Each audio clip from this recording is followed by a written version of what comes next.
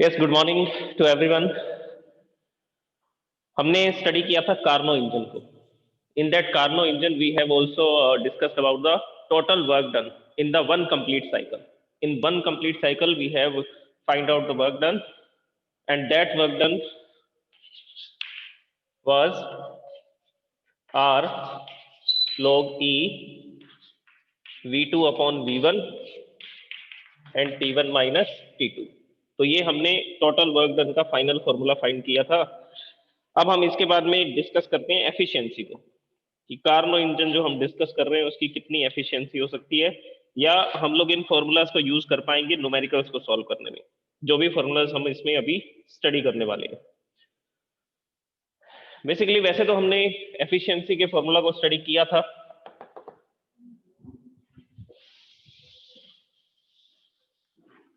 तो बेसिक हमारा डायग्राम क्या था, ब्लॉक डायग्राम हीट इंजन का। वो डायग्राम ये था कि जिसमें हमने एक ऐसे ऑब्जेक्ट को, मटेरियल को यूज किया था जिसको हम लोग सोर्स बोलते थे और जिसका टेम्परेचर था T1। यहां से हीट एनर्जी ली जाती थी और वो हीट एनर्जी कौन लेता था, तो आंसर है वर्किंग सब्सटेंस। वो हीट एनर्जी कौन यूटिलाइज करेगा, वर्किंग सब्सटेंस यूज करेगा टू डू सम वर्क, किसी भी तरह का मैकेनिकल वर्क करने के लिए, किसी पुली को रोटेट करने के लिए, पिस्टन को अपवर्ड डाउनवर्ड करने के लिए। और बाकी की जो हीट एनर्जी है वो क्या करेगा, जितनी भी हीट एनर्जी एब्जॉर्ब की थी वो पूरी हीट एनर्जी से वर्क डन नहीं होगा। जैसे 100 जूल ले रहा है तो 30 जूल का वर्क डन कर दिया और 70 जूल कहां पर रिजेक्ट कर देगा, सिंक में रिजेक्ट कर देगा। और सिंक का टेम्परेचर क्या था, T2। तो इसके बेसिस पर हमने एफिशिएंसी को फाइंड करना चाहा था, और मैंने आपको बेसिक इसका फॉर्मूला बताया था। एफिशिएंसी को ईटा से लिखते हैं। बेसिक इसका फॉर्मूला क्या था, आउटपुट डिवाइड बाय इनपुट। तो यहां पर आउटपुट क्या है, आउटपुट है हमारा वर्क डन, और इनपुट क्या है, the heat energy drawn from the source. Source से जितनी हीट एनर्जी ले रहे हैं वो हमारा इनपुट है, और जितना वर्क डन हो रहा है वो हमारे सिस्टम का, वो हमारे हीट इंजन का, कार्नो इंजन का क्या होगा, वर्क डन होगा। तो इस फॉर्मूला में वैल्यूज लिखते हैं। आउटपुट, सबसे पहले आउटपुट के बारे में बताते हैं। Output is the work done in one cycle, एक साइकिल में जितना वर्क डन होगा, and divide by heat supplied to working substance, heat supplied to working substance. ये हमारा फॉर्मूला बना। यही फॉर्मूला हमने हीट इंजन में भी स्टडी किया था। वर्क डन को W से लिखा था, और जितनी हीट एनर्जी हम सोर्स से ले रहे हैं उसको किससे लिखा था, Q1 से लिखा था। ओके, अब इसके बाद में हम लोग इसकी वैल्यूज पुट कर देते हैं। Q1 की वैल्यू क्या होगी, ये कल हमने लास्ट में डिस्कस किया था। Q1 की वैल्यू W1 के इक्विवेलेंट होगी। W1 क्या था, the work done in the isothermal expansion, work done in the isothermal expansion. First process थी ये हमारी। फर्स्ट प्रोसेस क्या थी, आइसोथर्मल एक्सपेंशन। इस आइसोथर्मल एक्सपेंशन में ही तो हम हीट एनर्जी लेते हैं, किससे, सोर्स से, और किसको देते हैं, वर्किंग सब्सटेंस को। देखिए ये हमारा डायग्राम था कार्नो इंजन का। यहां पर था हमारे पास source, and this one is insulating stand, insulating stand, and last one is sink. ये सिंक था। तो हमने सबसे पहले क्या किया था, ये जो हमारे पास एक सिलेंडर था which is having adiabatic walls and the bottom is conducting. ये बॉटम जो है वो कंडक्टिंग है, बाकी सारी वॉल्स कैसी हैं, बाकी सारी वॉल्स एडियाबैटिक है। और यहां पर इसमें एक पिस्टन लगा हुआ है। तो इंजन को स्टार्ट करके यहां पर सोर्स का टेम्परेचर है T1, और यहां का टेम्परेचर भी क्या रहता है, T1 रहता है। और जितनी भी इंटरनल एनर्जी से वर्क डन होता है तो क्या होगा, उससे पिस्टन अपवर्ड डायरेक्शन में जाएगा, एक्सपेंशन होगा। एक्सपेंशन होने पर यहां का टेम्परेचर कम होगा। जैसे ही यहां का टेम्परेचर कम होगा, हीट एनर्जी कहां से ट्रांसफर होनी शुरू हो जाएगी, सोर्स से इस पिस्टन के अंदर जानी शुरू हो जाएगी हीट एनर्जी। फॉर एग्जाम्पल यहाँ का टेम्परेचर था 100 डिग्री सेल्सियस, यहाँ का भी टेम्परेचर 100 डिग्री सेल्सियस। तो पिस्टन जैसे ही ऊपर की तरफ गया, यहाँ का टेम्परेचर हो गया 99 डिग्री सेल्सियस। तो यहाँ का तो 100 है ना, अभी भी ये अभी भी 100 डिग्री सेल्सियस पर है, ये एक्सपेंड हुआ तो यहाँ का टेम्परेचर 99 हो गया। अब हीट एनर्जी हायर टेम्परेचर से लोअर टेम्परेचर की तरफ फ्लो करेगी, तो सोर्स से इस सिलेंडर के अंदर जाएगी, फिर से यहाँ का टेम्परेचर T1 हो जाएगा, मतलब फिर से 100 हो जाएगा, फिर एक्सपेंशन होगा। तो जब आइसोथर्मल एक्सपेंशन हो रहा था, जब आइसोथर्मल एक्सपेंशन हो रहा था, इनिशियल कंडीशंस क्या थी? इनिशियल कंडीशन थी इसका प्रेशर वॉल्यूम V1 था, T1 V1 और टेम्परेचर था T1। ये हमने ग्राफ में लिखा था इन बातों को, ये इसका इंडिकेटर डायग्राम है।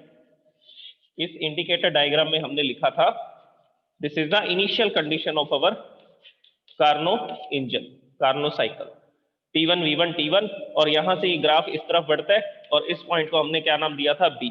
So this is the isothermal expansion, ये आइसोथर्मल एक्सपेंशन का ग्राफ। तो सिर्फ इसी दौरान हीट एनर्जी ली जाएगी किससे? सोर्स से। नेक्स्ट स्टेप क्या था? इसको इंसुलेटिंग स्टैंड पे रख करके एडियाबैटिक एक्सपेंशन करवाते हैं, उस केस में कोई भी हीट एनर्जी का एक्सचेंज नहीं होगा। फिर इसको यहां रख करके कंप्रेशन करते हैं, फिर दोबारा यहां रख करके कंप्रेशन करते हैं। तो सिर्फ एक ही ऐसी प्रोसेस है जिसमें सोर्स से हीट एनर्जी ली जा रही है। That process is from A to B according to the graph, and this is isothermal expansion. और इस आइसोथर्मल एक्सपेंशन में कितना वर्क डन हो रहा था? आइसोथर्मल एक्सपेंशन में जो वर्क डन था, जिसको हमने W1 से लिखा था, that is R T1।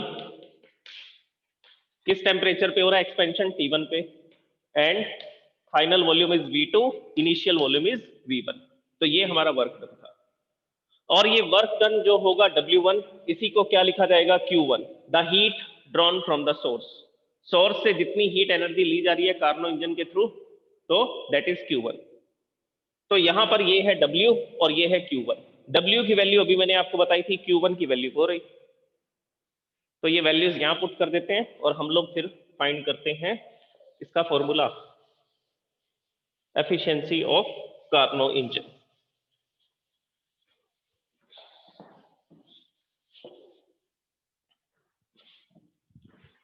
Now we are putting the value of W and Q1. The value of W, the value of W is R log base E V2 divided by V1 T1 minus T2. Okay, and the value of Q1, Q1 की value क्या होगी? Q1 की value होगी R T1 log E V2 upon V1, log E V2 upon V1। तो जो जो cancel हो रहा है उसको कैंसिल कर देते हैं।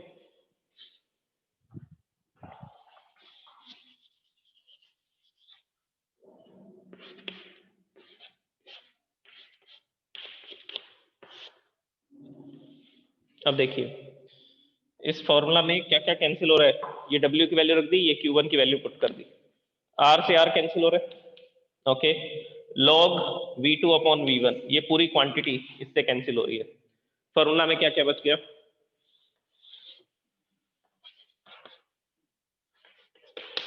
T1 minus T2 divided by T1. So this is the formula of the efficiency, which completely depends on the temperature of the source and temperature of the sink. इस फॉर्मूला में सिर्फ हमें दो ही वैल्यू चाहिए, एक पता होना चाहिए सोर्स का टेम्परेचर, दूसरा पता होना चाहिए सिंक का टेम्परेचर। ये दोनों वैल्यूज जैसे ही पुट करेंगे आपको कार्नो इंजन की या हीट इंजन की क्या मिल जाएगी? एफिशिएंसी मिल जाएगी। इस फॉर्मूला को इस तरह से भी लिख सकते हैं, T1 को सेपरेट कर देते हैं, यहां पर भी डिवाइड में T1, यहां पर भी डिवाइड में T1 लिखेंगे, तो T1 डिवाइड बाय T1 इसको लिख देंगे 1 minus T2 divide by T1। तो अब देखिए फॉर्मूलाज मैं लिखता हूं एफिशिएंसी के, एफिशिएंसी के फॉर्मूलाज को मैं लिखता हूं वन बाय वन। कितने फॉर्मूलाज हम स्टडी कर चुके हैं?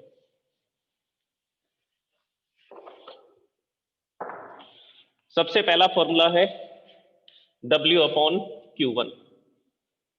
दूसरा फॉर्मूला यहां से हमने बनाया 1 माइनस T2 अपॉन T1। एक फॉर्मूला हमने हीट इंजन में स्टडी किया था, that is 1 minus Q2 upon Q1, ये भी लिख सकते हैं इसको। Okay, so these are the formulas of the efficiency of a heat engine. तो ये हीट इंजन की एफिशिएंसी के फॉर्मूला बनते हैं। इसके बाद में एक फॉर्मूला यहां से भी बन सकता है। देखिए, ये है 1 माइनस T2 अपॉन T1 और इक्वल टू में लिखा हुआ है 1 माइनस Q2 अपॉन Q1। तो मैं इसको सॉल्व करके बताता हूं। एक फॉर्मूला क्या बन सकता है, 1 minus T2 upon T1 is equal to 1 minus Q2 upon Q1। ये 1 से 1 कैंसिल हो जाएगा, ठीक है, इसको हटा देते हैं यहां से। 1 से 1 कैंसिल हो गया। अब क्या रह गया, minus T2 upon T1 equal to minus Q2 upon Q1। ये माइनस से माइनस कैंसिल कर दिया, तो क्या फॉर्मूला बन गया, T2 upon T1 is equal to Q2 upon Q1। तो किसी भी हीट इंजन में ये रेशो आपको इक्वल मिलेंगे, टेम्परेचर का रेशो और सोर्स और सिंक के अंदर जो हीट एनर्जी, सोर्स से जो हीट एनर्जी ली जा रही है और सिंक में जो हीट एनर्जी रिजेक्ट की जा रही है उसका रेशो, वो हमेशा आपको कैसे मिलेंगे, इक्वल। तो ये फॉर्मूला भी हमारे काम का है। इस फॉर्मूला को भी हम अभी न्यूमेरिकल में यूज करेंगे। ओके, तो ये सब हमने अब डिस्कस कर लिया। इसके बाद में अब बात आती है कि कार्नो इंजन की एफिशिएंसी 100% नहीं हो सकती। किसी भी इंजन की एफिशिएंसी 100% नहीं हो सकती। उसको आप यहां से बता सकते हैं, यहां से बता सकते हैं, यहां से बता सकते हैं, इससे भी बता सकते हैं। देखिए, टेम्परेचर से आप या तो ये बोलिए कि जो सिंक है T2 किसका टेम्परेचर होता है, सिंक का। सिंक का टेम्परेचर अगर 0 होगा, अगर इसको मैं 0 लिख दूंगा तो 0 डिवाइड बाई T1, 0 के डिवाइड में कुछ भी हो, ये 0 हो जाएगा, 1 माइनस 0 आएगा, तो एफिशिएंसी हो जाएगी। अगर T2 0 होगा तो एफिशिएंसी 1 हो जाएगी, और इसको 100 से मल्टीप्लाई करते ही ये 100% आ जाएगा। तो ऐसा पॉसिबल नहीं है, इट इज नॉट पॉसिबल कि सिंक का टेम्परेचर 0 केल्विन हो। ठीक है, सिंक का टेम्परेचर 0 केल्विन, ये केल्विन में लिखे जाते हैं। जो टेम्परेचर है वो किस में लिखे जाएंगे, वो केल्विन में लिखे जाएंगे। तो सिंक का टेम्परेचर 0 केल्विन पॉसिबल नहीं है। ओके, इसके अलावा अच्छा, T1 को भी लिख सकते हैं हम लोग। अगर मैं ऐसा लिखूं, let the source of heat, the temperature of the source is infinite. हमारा जो हीट इंजन है उसमें जो सोर्स का टेम्परेचर है वो इनफाइनाइट है। इनफाइनाइट टेम्परेचर होगा तो सारे मेटल्स जो है वो मेल्ट हो जाएंगे। हम इंजन किससे बनाते हैं, हम अपना जो सिस्टम है वो किससे बनाते हैं, तो आंसर है मेटल से बनाते हैं। तो मेटल्स तो हाई टेम्परेचर में मेल्ट हो जाते हैं। तो अगर हम ऐसा माने कि हमारा जो सोर्स है जिससे हम हीट एनर्जी ले रहे हैं उसका टेम्परेचर इनफाइनाइट है, तो यहाँ पर T2 डिवाइड बाई इनफाइनाइट, किसी भी नंबर के डिवाइड में इनफाइनाइट होगा, तो ये जो वैल्यू आएगी ये अप्रोक्सीमेट 0 के बराबर आ जाएगी। तो इस केस में भी एफिशिएंसी 100% हो सकती है, on which is not possible, जो कि पॉसिबल नहीं है। इतना हाई टेम्परेचर मेंटेन करना पॉसिबल नहीं है हीट इंजन में। हीट इंजन ही पिघल जाएगा, मेल्ट हो जाएगा।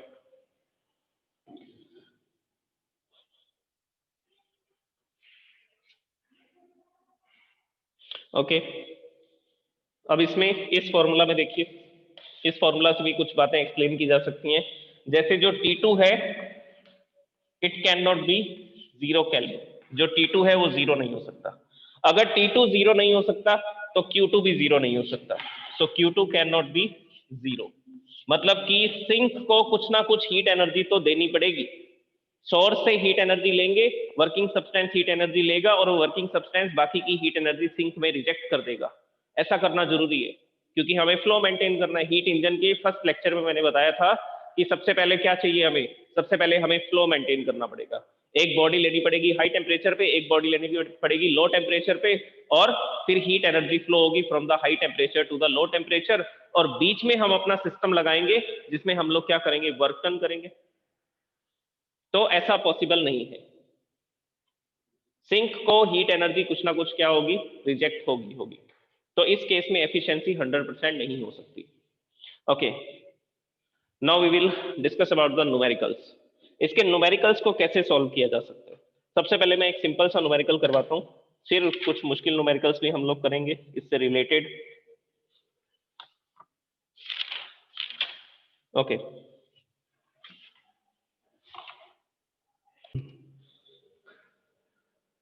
so this is our first numerical related to the heat engine or Carnot engine, you can say that. The question is, A heat engine absorbs 1000 joule heat energy from the source at 127 degree Celsius. देखिए इन question को solve करने के लिए आप एक rough diagram बना लेंगे तो ज्यादा अच्छा रहेगा, जल्दी से क्वेश्चन समझ आ जाएगा। सबसे पहला इसने बताया कि इससे कितनी हीट एनर्जी ली जा रही है। हीट इंजन का डायग्राम बना लो, ये वर्किंग सब्सटेंस और ये क्या था, ये सिंक था, ये सोर्स है, this is working substance and this is sink. इसके टेम्परेचर को T1 लिखा जाता है, इसके टेम्परेचर को T2 लिखा जाता है। यहां से जितनी हीट एनर्जी ली जाती है दैट इज Q1 और सिंक को जितनी हीट एनर्जी रिजेक्ट की जाती है दैट इज Q2। तो ये हीट एनर्जी रिजेक्ट की जा रही है। अब क्वेश्चन में क्या क्या गिवन है और वर्क डन यहां पर होगा, वर्किंग सब्सटेंस करेगा वर्क डन। सोर्स से कितनी हीट एनर्जी ली जा रही है 1000 जूल, तो Q1 गिवन है, सोर्स से 1000 जूल की एनर्जी ड्रॉ की जा रही है जो कि कितने टेम्परेचर पे है 127 डिग्री सेल्सियस टेम्परेचर पर है, तो T1 गिवन है आपको। उसके अलावा ये भी गिवन है, Q2 गिवन है।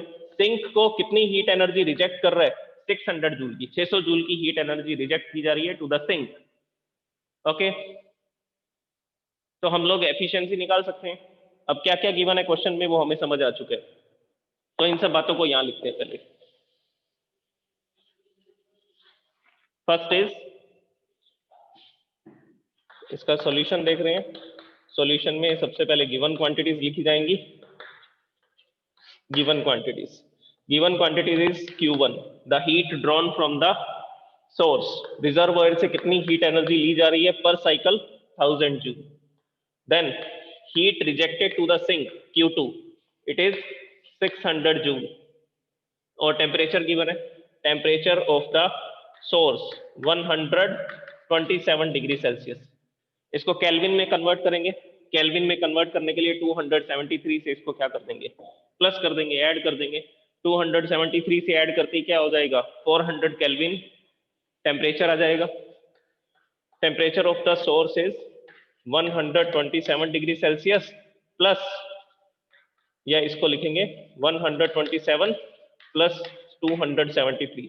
ऐसा करते ही हम इसको किस में लिख सकते हैं, हम इसको केल्विन में लिख सकते हैं। T2 गिवन नहीं है, एफिशिएंसी भी गिवन नहीं है और टोटल वर्क डन हमें निकालना है पर साइकिल में, तो सॉल्व करते। अब देखिए एफिशिएंसी निकालनी है।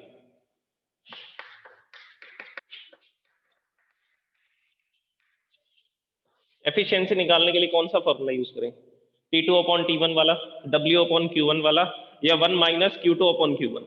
तो आंसर है Q1 और Q2 की वैल्यू गिवन है, तो हम लोग एफिशिएंसी इस फॉर्मूला से फाइंड कर सकते हैं 1 minus Q2 divide by Q1। So 1 minus Q2 is 600 and Q1 is 1000। Okay, इसको सॉल्व कर लीजिए। सॉल्व करेंगे तो देखिए क्या आएगा, एलसीएम लेंगे, LCM will be 1000, then 1000 minus 600, 400 divide by 1000। ये 0 से 0 कैंसिल हो जाएंगी। 4 divide by 10, 4 divide by 10 is 0.4। 0.4 को परसेंटेज में कन्वर्ट करेंगे तो कैसे करेंगे, 0.4 को 100 से मल्टीप्लाई कर देंगे। 100 से मल्टीप्लाई करते ही हम इसको किस में लिख सकते हैं, हम इसको परसेंटेज में लिख सकते हैं। So the efficiency of this Carnot engine is, heat engine is 40%। तो हमने एफिशिएंसी फाइंड कर ली, that is 40%।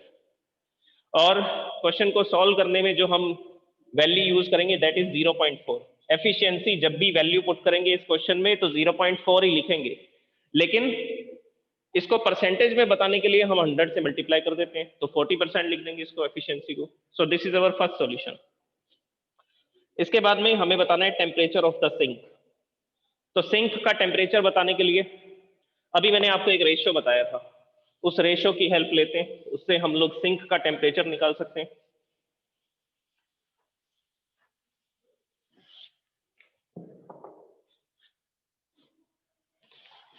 The second one is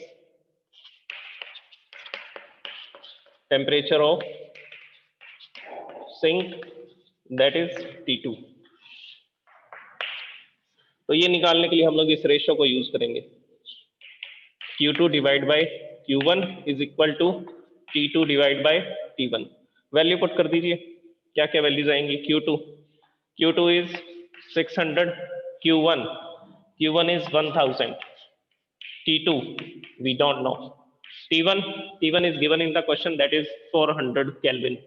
तो यहाँ पर वैल्यू पुट करेंगे 400, क्रॉस मल्टीप्लाई करते हैं और इसको सॉल्व करते हैं।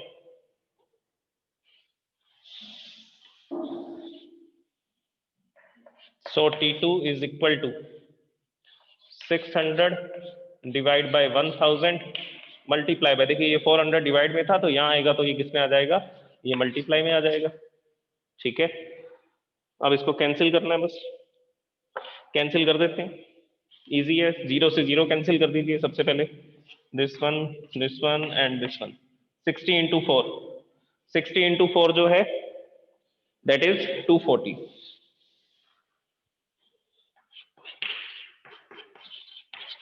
240 Kelvin। This is the temperature of the sink. तो सोर्स को 400 केल्विन पे मेंटेन रखते हैं और सिंक को 240 केल्विन पे मेंटेन रखते हैं। And last one, amount of useful work done per cycle, amount of useful work done per cycle कैसे निकालेंगे? यूजफुल वर्क डन बड़ा आसान है, इजी है। Now we are going to find the work done per cycle. The formula of the work done per cycle is Q1 minus Q2। ये formula हमने पढ़ा था हीट इंजन में, W is equal to Q1 minus Q2। तो value put कर दीजिए इसमें। देखो ये तो क्वेश्चन से ही पता लग गया था हमें, ये तो हमें यहाँ से ही पता लग गया था। 1000 जूल की एनर्जी ले रहा है और 600 जूल रिजेक्ट कर रहा है, तो बाकी के 400 जूल से तो वर्क डन हो रहा होगा। So answer is 400 joule. The value of Q1 is 1000, value of Q2 is 600, then amount of useful work done is 400 joule। 40% efficiency है तो 400 जूल आएगा।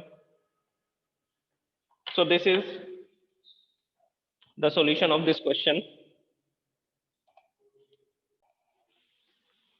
Please note down this question and try to find out the solution of this question।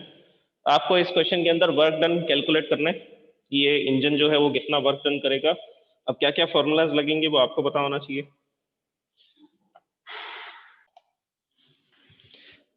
You can note down these formulas. सबसे पहले ये formula काम में आएगा इस क्वेश्चन को सॉल्व करने के लिए, T2 upon T1 Q2 upon Q1। देखिए वर्क डन आपसे पूछा गया जिसमें आपको Q1 बता रखा है 6 into 10 to the power 5 calorie, ये आपको गिवन है Q1, और आपको Q2 की वैल्यू निकालनी है सबसे पहले। तो Q2 की वैल्यू निकालने के लिए हम लोग क्या करेंगे? इस फॉर्मूला को यूज करेंगे। T2 T1 गिवन है ना, this is 227 degree Celsius and this is 127 degree Celsius. Kelvin में लिखेंगे तो 400 kelvin divide by 500 kelvin. Q2 we have to find, Q1 is given, that is 6 into 10 to the power 5। तो T2 T1 Q1 इन तीनों की value put कर देंगे और सबसे पहले क्या निकाल लेंगे? Q2 निकालेंगे, Q2 की वैल्यू गेट करेंगे। इसके बाद हम ये फॉर्मूला यूज कर सकते हैं वर्क डन निकालने के लिए, Q1 minus Q2।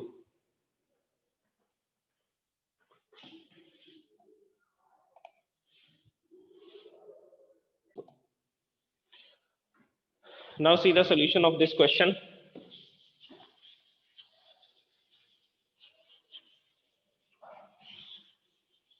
Given quantities are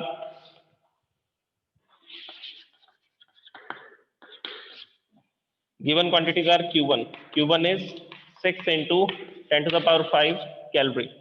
T1 is 227 degree Celsius, या इसको हम लोग क्या लिख सकते हैं? 500 केल्विन प्लस 273 कर देंगे तो 500 केल्विन आ जाएगा। इसी तरह से एक क्वांटिटी और गिवन है, that is T2 is 127 degree Celsius, या इसको लिख सकते हैं हम लोग 400 केल्विन। अब इसमें ये रेशो यूज करेंगे, Q2 divide by Q1 is equal to T2 divide by T1। Q2 ये तो हमें पता नहीं है, फाइंड करना है। Q1 is given 6 into 10 to the power 5। T2 is 400 and T1 is 500। तो वैल्यूज पुट कर दी हमने। यहाँ से Q2 की वैल्यू देखिए क्या बनेगी, 400 divide bye 500 multiply by 6 into 10⁵। अब क्या क्या कैंसिल हो रहा है, तो ये 0 से 0 कैंसिल कर दीजिए। So Q2 is equal to 6 into 4, 24 divide by 5 into 10⁵।